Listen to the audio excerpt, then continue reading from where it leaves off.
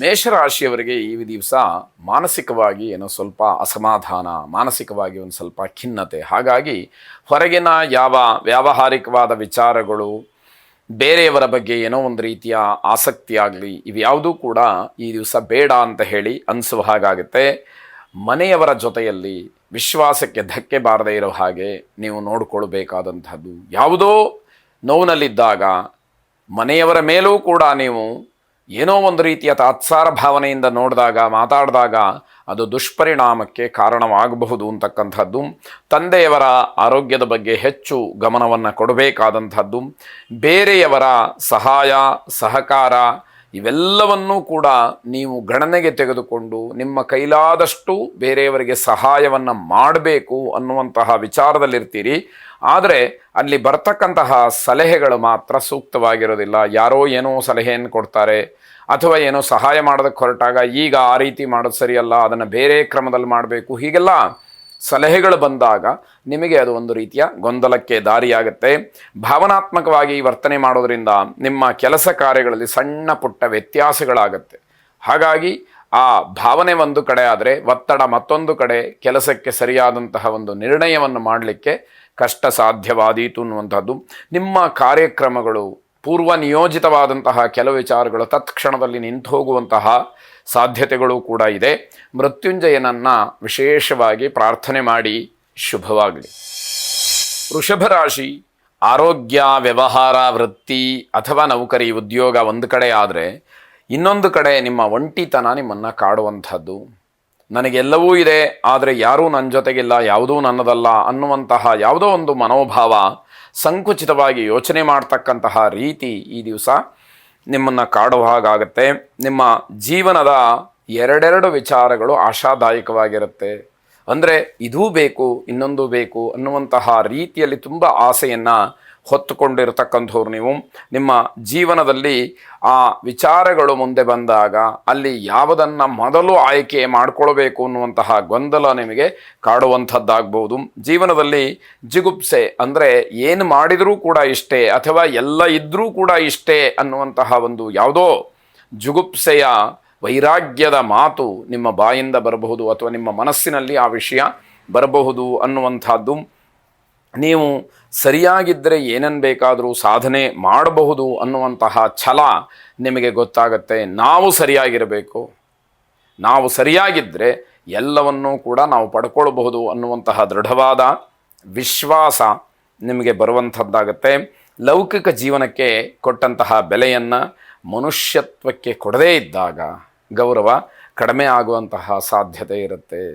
ವಿಲಾಸಿ ಜೀವನಕ್ಕೆ ಎಲ್ಲವೂ ಕೂಡ ಬೇಕು ಅನ್ನುವಂತಹ ಹಂಬಲಕ್ಕೆ ಯಾವುದೇ ರೀತಿಯ ಕಡಿವಾಣಗಳನ್ನು ಹಾಕ್ಕೊಳ್ಳದಲೆ ಮನುಷ್ಯತ್ವ, ಮನುಷ್ಯನಾಗಿ ಹೇಗೆ ವರ್ತಿಸಬೇಕು ಅನ್ನುವಂಥದ್ದನ್ನು ಆಲೋಚನೆಯೇ ಮಾಡದೇ ಇದ್ದರೆ, ಇನ್ನು ಕಾರ್ಯರೂಪಕ್ಕೆ ತರೋದು ಒಂದು ಕಡೆ ಇರಲಿ, ಮನಸ್ಸಿಗೆ ಆ ವಿಷಯ ಬರದೇ ಇದ್ದರೆ ಎಷ್ಟರ ಮಟ್ಟಿಗೆ ಸರಿ ಅನ್ನುವಂಥದ್ದಾಗತ್ತೆ. ಸಪ್ತ ಋಷಿಗಳನ್ನು ಧ್ಯಾನ ಮಾಡಿ. ಶುಭವಾಗಿ. ಮಿಥುನ ರಾಶಿ, ಉತ್ತಮವಾದಂತಹ ಫಲವನ್ನು ನಿರೀಕ್ಷೆ ಮಾಡಬಹುದಾದಂತಹ ದಿವಸ ಇದು ಅಂತ ಹೇಳಬೇಕು. ಹಿರಿಯರು ನಿಮ್ಮಲ್ಲಿರ್ತಕ್ಕಂತಹ ಪ್ರತಿಭೆಗೆ ಪ್ರಭಾವಿತರಾಗ್ತಾರೆ. ಜೊತೆಗೆ ನಿಮ್ಮ ಬಗ್ಗೆ ಒಳ್ಳೆಯ ಅಭಿಪ್ರಾಯವನ್ನು, ಮೆಚ್ಚುಗೆಯನ್ನು ವ್ಯಕ್ತಪಡಿಸ್ತಕ್ಕಂತಹ ದಿವಸವಾಗುತ್ತೆ. ನಿಮ್ಮ ಜೀವನ ಸಾಧನೆ ಹಲವಾರು ಜನಕ್ಕೆ ಮಾದರಿಯಾಗುತ್ತೆ. ಆದರೆ ನೀವೇ ಅದನ್ನು ಬೆಲೆಯನ್ನು ಕೊಡದೇ ಇರುವ ಹಾಗೆ ಮಾಡ್ಕೊಳ್ತೀರಿ, ತಾತ್ಸಾರ ಮಾಡ್ತೀರಿ. ಅದು ಸರಿಯಲ್ಲ ಅನ್ನುವ ರೀತಿಯಲ್ಲಿ ಕಾಣುತ್ತೆ.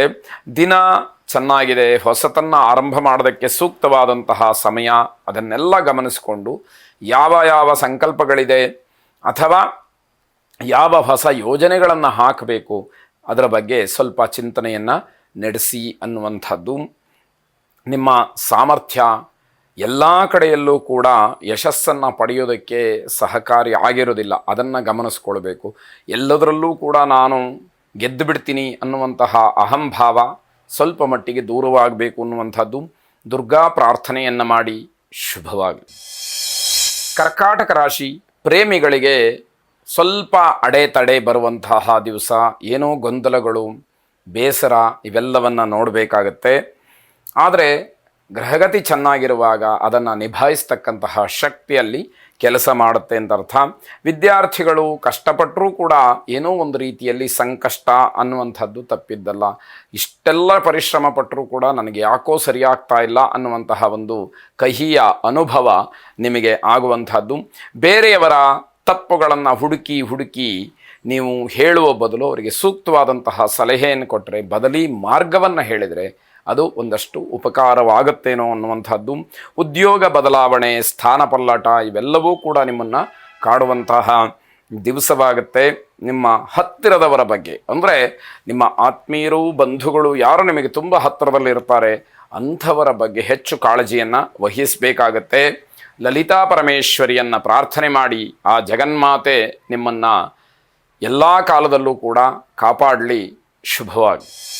ಸಿಂಹರಾಶಿ, ಯಾವುದೋ ವ್ಯವಹಾರಕ್ಕೆ ಹಣದ ಕೊರತೆಯಾಗತ್ತೆ. ಇದರಿಂದ ಸಿಟ್ಟು ಬರ್ತಕ್ಕಂಥದ್ದು ಸಹಜವಾಗಿ ನಿಮ್ಮಲ್ಲಿ ಕಾಣುವಂಥದ್ದಾಗುತ್ತೆ. ಆ ಕೋಪವನ್ನು ನೀವು ನಿಯಂತ್ರಣ ಮಾಡಲೇಬೇಕು ಅನ್ನುವಂಥದ್ದು ಸೂಕ್ತವಾದಂತಹ ಸಲಹೆ. ಯಾವುದೇ ರೀತಿಯ ಹೊಸ ಕೆಲಸಗಳನ್ನು ಆರಂಭ ಮಾಡಬೇಡಿ.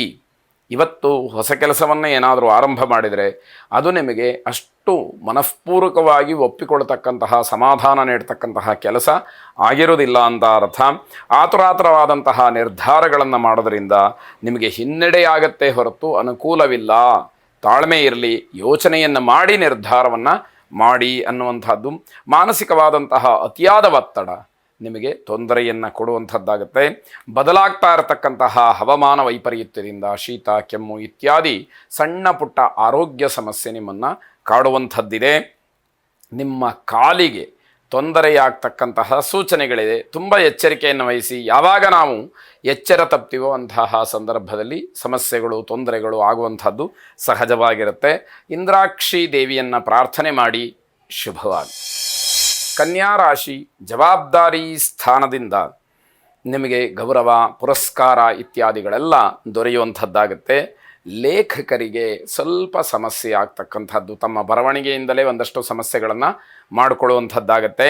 ಹಣಕಾಸಿನ ವಿಚಾರದಲ್ಲಿ ತುಂಬ ಗಂಭೀರವಾಗಿ ಪರಿಗಣನೆಯನ್ನು ಮಾಡ್ತೀರಿ. ಅದನ್ನು ಅಷ್ಟೊಂದು ಪರಿಗಣಿಸಿದಾಗ ವ್ಯಾವಹಾರಿಕವಾಗಿ ಸರಿ, ಸಾಂಸಾರಿಕವಾಗಿ ಕಷ್ಟವಾದೀತೇನೋ ಅನ್ನುವಂಥದ್ದು. ಸಮಾಜ ಮೆಚ್ಚುವಂತಹ ಕೆಲಸಗಳಲ್ಲಿ ಭಾಗಿಗಳಾಗ್ತೀರಿ. ನಿಮ್ಮ ಗೌರವ ಇನ್ನಷ್ಟು ಮತ್ತಷ್ಟು ಹೆಚ್ಚಾಗುವ ಸಾಧ್ಯತೆಗಳು ಇರುವಂಥದ್ದು. ವೈಯಕ್ತಿಕವಾದಂತಹ ಸಂಬಂಧಗಳಲ್ಲಿ ಸಂತೋಷ ಅನ್ನುವಂಥದ್ದನ್ನು ಕಾಣಲಿಕ್ಕೆ ಅವಕಾಶ ಇದೆ. ವೃತ್ತಿಯಲ್ಲಿ ಸ್ವಲ್ಪ ಮಟ್ಟಿನ ಲಾಭ, ಆದರೆ ತುಂಬ ಕಿರಿಕಿರಿ, ಶೀತಲ ಸಮರ ಇತ್ಯಾದಿಗಳೆಲ್ಲವನ್ನು ಎದುರಿಸಬೇಕಾದಂಥದ್ದು. ಇಷ್ಟೆಲ್ಲ ಮಾಡಿಕೊಂಡು ಅಲ್ಪ ಸ್ವಲ್ಪ ಲಾಭ ಅಂತಂದರೆ ಅದು ಸಮಾಧಾನ ಕೊಡದೇ ಇರುವಂಥದ್ದು. ಆದರೆ ಒಂದು ಕಡೆ ಯೋಚನೆ ಮಾಡಬೇಕಾದಂಥದ್ದು, ನಷ್ಟ ಆಗಲಿಲ್ವಲ್ಲ ಅನ್ನುವಂಥದ್ದು ಸಮಾಧಾನ ಪಟ್ಕೊಳ್ಬೇಕಾದಂಥದ್ದು. ಮನ್ಯು ಸೂಕ್ತ ಅಥವಾ ಆ ಮನ್ಯು ಸೂಕ್ತದಲ್ಲಿ ಬರತಕ್ಕಂತಹ ಮಂತ್ರ ಶ್ರವಣವನ್ನು ಮಾಡಿ ಆ ಮನ್ಯುವನ್ನು ಪ್ರಾರ್ಥನೆ ಮಾಡಿ. ಶುಭವಾಗಿ. ತುಲಾರಾಶಿ, ಸಂಬಂಧಿಕರ ಆಡುವಂತಹ ಮಾತು ಸ್ವಲ್ಪ ಮಟ್ಟಿಗೆ ಕೆಲವು ವಿಚಾರಗಳಲ್ಲಿ ಸಮಾಧಾನವನ್ನು ಕೊಡಬಹುದು ಅಂತ ಅರ್ಥ. ಕೆಲವು ಕೆಲಸಗಳನ್ನು ಆಯಾ ಸಮಯಕ್ಕೆ ಮುಗಿಸಬೇಕು ಅನ್ನುವಂತಹ ಒತ್ತಡಗಳು ಬರಬಹುದು. ಅದರ ಬಗ್ಗೆ ಹೆಚ್ಚು ಗಮನವನ್ನು ಕೊಡಬೇಕಾದಂಥದ್ದು. ನಿಮ್ಮ ಜವಾಬ್ದಾರಿಗಳನ್ನು, ಕರ್ತವ್ಯವನ್ನು ಕಟ್ಟುನಿಟ್ಟಾಗಿ ಪಾಲಿಸಬೇಕಾದಂಥದ್ದು. ಇಲ್ಲದೇ ಇದ್ದರೆ ಅವಮಾನವಾಗುತ್ತೆ. ಸಮಯ ಆಗಲಿ, ಜವಾಬ್ದಾರಿಯುತವಾಗಿ ಮಾಡಬೇಕಾದಂತಹ ಕೆಲಸವಾಗಲಿ ಯಾವುದೇ ಕಾರಣಕ್ಕೂ ಕೂಡ ಅದರಲ್ಲಿ ರಾಜಿಯನ್ನು ಮಾಡಿಕೊಳ್ಬಾರ್ದು ಅನ್ನುವಂಥದ್ದು. ತುಂಬ ಕೆಲಸದ ಒತ್ತಡಗಳು ನಿಮ್ಮನ್ನು ಕಾಡುವಂಥದ್ದಿರುತ್ತೆ. ಮತ್ತು ಹೊಸ ಕೆಲಸದ ಬಗ್ಗೆ ನಿಮಗೆ ಏನೋ ಒಂದು ರೀತಿಯ ಮನಸ್ಸು, ಧೈರ್ಯ ಇದೆಲ್ಲವೂ ಕೂಡ ನಿಮ್ಮನ್ನು ಕಾಡುವಂಥದ್ದಾಗುತ್ತೆ. ಮನಸ್ಸೇನೋ ಇರುತ್ತೆ ಕೆಲಸ ಮಾಡಬೇಕು ಅಂತ, ಆದರೆ ಧೈರ್ಯ ಕಡಿಮೆ ಆಗ್ತಾ ಹೋಗುತ್ತೆ. ಹೇಗಪ್ಪ ಮುಂದೆ ನಡೆಸೋದು ಹೇಗೆ ಅನ್ನುವಂಥದ್ದೆಲ್ಲ ನಿಮಗೆ ಅಧೈರ್ಯವನ್ನು ಉಂಟು ಮಾಡ್ತಕ್ಕಂಥದ್ದಾಗುತ್ತೆ. ತುಂಬ ವಿಶ್ರಾಂತಿ ಬೇಕು. ಶರೀರದಲ್ಲಿ ಏನೋ ಒಂದು ರೀತಿಯ ಆಲಸ್ಯ ಅಥವಾ ಸುಸ್ತು ಅನ್ನುವಂಥದ್ದು ಕಾಡಬಹುದು. ನೀವು ಮಾತ್ರ ನಿರಂತರವಾಗಿ ಕಾರ್ಯತತ್ಪರರಾಗಿರ್ತೀರಿ. ಅದು ಅಷ್ಟು ಒಳ್ಳೆಯದಲ್ಲ. ಶರೀರಕ್ಕೆ ಎಷ್ಟು ಬೇಕೋ ಅಷ್ಟು ವಿಶ್ರಾಂತಿ ಬೇಕೇ ಬೇಕು ಅನ್ನುವಂಥದ್ದನ್ನು ತಿಳಿಯಬೇಕು. ಹೃದ್ರೋಗಿಗಳು ಸ್ವಲ್ಪ ಮಟ್ಟಿಗೆ ಎಚ್ಚರಿಕೆಯಿಂದ ಇರಬೇಕು. ಸೂರ್ಯನಾರಾಯಣನನ್ನು ವಿಶೇಷವಾಗಿ ಪ್ರಾರ್ಥನೆ ಮಾಡಿ. ಶುಭವಾಗಿ. ವೃಶ್ಚಿಕ ರಾಶಿ, ಅಹಂಭಾವ ಸ್ವಲ್ಪ ಮಟ್ಟಿಗೆ ಕಡಿಮೆ ಇದ್ದರೆ ಒಳ್ಳೆಯದು. ನಾನು ಅನ್ನುವಂಥದ್ದು ಬೇಕೇ ಬೇಕು. ನಾನೇ ಅನ್ನುವಂಥದ್ದು ಸ್ವಲ್ಪ ಸಮಸ್ಯೆಗೆ ಕಾರಣವಾಗುತ್ತೆ. ಕುಟುಂಬದವರು ನಿಮ್ಮನ್ನು ತುಂಬ ಇಷ್ಟಪಡ್ತಾರೆ, ನಿಮ್ಮ ಬಗ್ಗೆ ಒಳ್ಳೆಯ ಅಭಿಪ್ರಾಯ ಇರುತ್ತೆ. ಆದರೆ ನೀವು ಅದು ಯಾವುದನ್ನು ಲೆಕ್ಕಕ್ಕೆ ತಗೊಳ್ಳದೇ ಇರತಕ್ಕಂಥದ್ದಾಗುತ್ತೆ. ನಿಮ್ಮ ದಿಟ್ಟ ನಿರ್ಧಾರ, ಬೇರೆಯವರಿಗೆ ದಾರಿದೀಪವಾಗುತ್ತೆ. ನೀವು ತೆಗೆದುಕೊಳ್ತಕ್ಕಂತಹ ಯಾವ ನಿರ್ಧಾರ ಇದೆ ಅದು ವಿಶೇಷವಾಗಿ ಬೇರೆಯವರಿಗೆ ಒಂದಷ್ಟು ಮಾರ್ಗದರ್ಶಿಯಾಗಿ ಕೆಲಸ ಮಾಡುತ್ತೆ ಅನ್ನುವಂಥದ್ದು. ಅದರ ಬಗ್ಗೆ ನಿಮಗೂ ಕೂಡ ಒಂದು ರೀತಿಯ ಸಮಾಧಾನ ಅನ್ನುವಂಥದ್ದು ಸಿಕ್ಕತ್ತೆ. ಬೇರೆಯವರ ಮನಸ್ಸನ್ನು ಅರ್ಥ ಮಾಡ್ಕೊಳ್ಳೋದಕ್ಕೆ ಸ್ವಲ್ಪ ಪ್ರಯತ್ನ ಮಾಡಬೇಕು. ಯಾರು ನಮ್ಮ ಬಗ್ಗೆ ಕಾಳಜಿಯನ್ನು ಇಟ್ಟುಕೊಂಡಿದ್ದಾರೆ ಅವರ ಬಗ್ಗೆಯೂ ಕೂಡ ನಮಗೆ ಕಾಳಜಿ ಇರಬೇಕಾಗತ್ತೆ. ಜನ ನಿಮ್ಮ ಸಲಹೆಗಳನ್ನು ಅಪೇಕ್ಷೆ ಪಡಬಹುದು, ಆದರೆ ದಿಕ್ಕು ತಪ್ಪಿಸುವಂತಹ ಕೆಲಸಗಳು ಬೇಡ. ಸರಿಯಾದಂತಹ ಸಲಹೆಯನ್ನು ಕೊಡಿ. ಇಲ್ಲದೇ ಇದ್ದರೆ ಸುಮ್ಮನೆ ಇರತಕ್ಕಂತಹದ್ದು ಬಹಳ ಒಳ್ಳೆಯದಾಗಿರುತ್ತೆ. ನಿಮ್ಮ ಸ್ನೇಹಿತರನ್ನು ಎಷ್ಟೇ ಸಲಿಗೆ ಇರಲಿ ವಿಶ್ವಾಸದಿಂದ ಗೌರವಿಸಬೇಕಾದಂಥದ್ದು ಅತಿ ಮುಖ್ಯವಾಗುತ್ತೆ. ಆಂಜನೇಯ ಸ್ವಾಮಿಯನ್ನು ಪ್ರಾರ್ಥನೆ ಮಾಡಿ, ಅನುಕೂಲ ಇರತಕ್ಕಂಥವರು ಹನುಮಾನ್ ಚಾಲೀಸವನ್ನು ಪಠನೆ ಮಾಡಿ ಅಥವಾ ಶ್ರವಣ ಮಾಡಿ. ಶುಭವಾಗಿ. ಧನುರ್ರಾಶಿ, ನಕಾರಾತ್ಮಕವಾದಂತಹ ಚಿಂತನೆಗಳು, ಆಲೋಚನೆಗಳು ನಿಮ್ಮ ಕೆಲಸದ ಗುಣಮಟ್ಟವನ್ನು ಕಡಿಮೆ ಮಾಡುತ್ತೆ. ಸ್ವಲ್ಪ ಎಚ್ಚರಿಕೆ ಇರಲಿ. ಬಾಂಧವ್ಯ ತುಂಬ ಏನೋ ಒಂದು ರೀತಿ ದುರ್ಬಲವಾಗ್ತಕ್ಕಂತಹ ಸೂಚನೆ. ಅಂದರೆ ಆಡುವಂತಹ ಮಾತಿನಿಂದ, ನಡ್ಕೊಳ್ಳುವಂತಹ ರೀತಿಯಿಂದ ನಿಮ್ಮ ಇರುವಿಕೆ ಯಾವ ರೀತಿ ಇದೆಯೋ ಅದನ್ನು ನೋಡಿ ಜನ ತಮ್ಮಷ್ಟಕ್ಕೆ ತಾವೇ ದೂರ ಸರಿತಕ್ಕಂಥದ್ದಾಗುತ್ತೆ. ಮತ್ತೆ ಮತ್ತೆ ಸ್ನೇಹಿತರುಗಳು ನಿಮ್ಮ ಹತ್ತಿರ ಬರಬೇಕು ಅಂತ ಅಂದುಕೊಂಡ್ರೂ ಕೂಡ ಅದು ಸಾಧ್ಯ ಆಗದೇ ಇರತಕ್ಕಂತಹ ಸ್ಥಿತಿ ಇರುತ್ತೆ. ಮಾರ್ಕೆಟಿಂಗ್ ಇತ್ಯಾದಿ ಸಂಬಂಧಿತ ವಿಚಾರಗಳಲ್ಲಿ ಅಪಯಶಸ್ಸು, ಅದರ ಬಗ್ಗೆ ಹೆಚ್ಚು ಗಮನ ಕೊಡಿ. ನಿರೀಕ್ಷಿಸಿದಷ್ಟು ಫಲ ಸಿಗಬೇಕಾದರೆ ತುಂಬ ಕಷ್ಟ ಇದೆ ಅಥವಾ ಈ ದಿವಸ ಸಾಧ್ಯ ಆಗೋದಿಲ್ಲ ಅನ್ನುವಂಥದ್ದು ಮನವರಿಕೆ ಆಗಬೇಕು. ಗುರು ದಕ್ಷಿಣಾಮೂರ್ತಿಯನ್ನು ಪ್ರಾರ್ಥನೆ ಮಾಡಿ. ಗುರವೇ ಸರ್ವಲೋಕಾನಾಂ ಭಿಷಜೆ ಭವರೋಗಿಣಾಂ ನಿಧಯೇ ಸರ್ವವಿದ್ಯಾನಾಂ ದಕ್ಷಿಣಾಮೂರ್ತಜೇ ನಮಃ ಎಂಬುದಾಗಿ 11 ಬಾರಿ ಪಠನೆಯನ್ನು ಮಾಡಿ. ಶುಭವಾಗಿ. ಮಕರ ರಾಶಿ, ಉದ್ಯೋಗ ಆಕಾಂಕ್ಷಿಗಳಿಗೆ ಶುಭ ಇರತಕ್ಕಂತಹ ದಿವಸ. ನಿಮ್ಮ ಪ್ರತಿಭೆಯನ್ನು ಅಥವಾ ನಿಮ್ಮಲ್ಲಿರತಕ್ಕಂತಹ ವಿಶೇಷವಾದಂತಹ ಬುದ್ಧಿವಂತಿಕೆಯನ್ನು ಇನ್ನಷ್ಟು ಮತ್ತಷ್ಟು ಅಭಿವೃದ್ಧಿಗೊಳಿಸ್ಕೊಳ್ಳೋದಕ್ಕೆ ಅವಕಾಶಗಳು ಹೆಚ್ಚಾಗ್ತಾ ಹೋಗ್ತಕ್ಕಂಥದ್ದು. ಪ್ರಾಮಾಣಿಕವಾಗಿ ದುಡಿದಂತಹ ಕಲಾವಿದರಿಗೆ ಇವತ್ತು ಅದೃಷ್ಟ ಒಲಿಯುವಂಥದ್ದಾಗಿದೆ. ನಿಮ್ಮ ಪ್ರತಿಭೆಗೆ, ನಿಮ್ಮ ಪರಿಶ್ರಮಕ್ಕೆ ತಕ್ಕ ಪ್ರತಿಫಲ, ಸ್ಥಾನ, ಮಾನ ಇವೆಲ್ಲವೂ ಕೂಡ ನಿಮಗೆ ಸಿಕ್ಕುವಂಥದ್ದಾಗತ್ತೆ. ವ್ಯವಹಾರ ಮತ್ತು ವೃತ್ತಿ ಇದರಲ್ಲಿ ಹೊಸ ಸಿಬ್ಬಂದಿಯ ಕಿರುಕುಳ, ಅವರಿಗೆ ಕೆಲಸಗಳು ಪರಿಪೂರ್ಣವಾಗಿ ಗೊತ್ತಿರೋದಿಲ್ಲ, ಅನುಭವದ ಕೊರತೆ ಇರುತ್ತೆ. ಹೀಗಾಗಿ ಜಗಳಕ್ಕೆ ಅಲ್ಲಿ ಅವಕಾಶಗಳಾಗಬಹುದು.